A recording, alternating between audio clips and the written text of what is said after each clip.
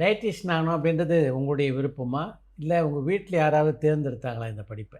இல்லை, நான் படிக்கிற காலத்தில் இது ஒன்றும் பெரிய விஷயமா யாருக்குமே தெரியாது. நான் ஆக்சுவலாக I wanted to become a doctor, medical doctor. But அந்த இது whatever marks I did not get. So நான் வந்து அதுக்கு க்ளோசஸ்ட் கோர்ஸ் எதுன்னு பார்த்தா இது ரொம்ப நல்லா இருந்தது. என்னெல்லாம் சப்ஜெக்ட்ஸ் மெடிசனில் இருக்கோ கிட்டத்தட்ட ஒரு 80% இதில் இருந்தது. அதனால தான் இதை தேர்ந்தெடுத்தேன்.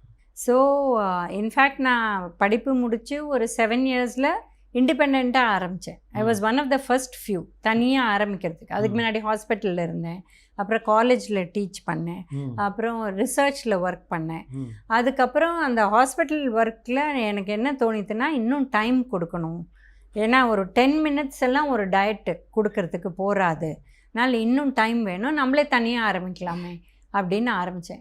ஸோ நான் இருக்கிற காலனியில் நான் போர்டு போட்ட உடனே அங்கே வந்து almost 26 doctors were there already இந்த காலனி. அப்போது ஒருத்தர் வந்து கேட்டார், நீ என்ன போர்டு பண்ணுற, நீ என்ன பண்ணுவ, என்ன நீ செய்வ? அந்த அளவுக்கு they did not know what a dietitian, even what a dietitian would do. என்ன தனியாக போர்டு ஆரம்பித்து என்ன பண்ண போகிறேன் அப்படின்ட்டு. பட் அங்கே லோக்கலாக இருந்த ஒருத்தர் வந்து he was then the professor of medicine in general hospital. அவர் தான் ஃபஸ்ட்டு சப்போர்ட் பண்ணார். டாக்டர் வி நம்பின்னு இன்னைக்கு கூட இருக்கார், இன்னி வரலும் கூட எனக்கு அனுப்புகிறார் பேஷண்ட்ஸ். ஸோ நான் இப்போது இந்த இதை ஆரம்பித்து almost 41 years in this field.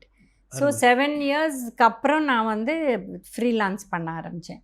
So almost 30+ years still he sends patients. So it doesn't matter, it's the person. அவங்க அது முக்கியம்னு நினச்சான்னா டெஃபினட்டாக doctors will reach out to us.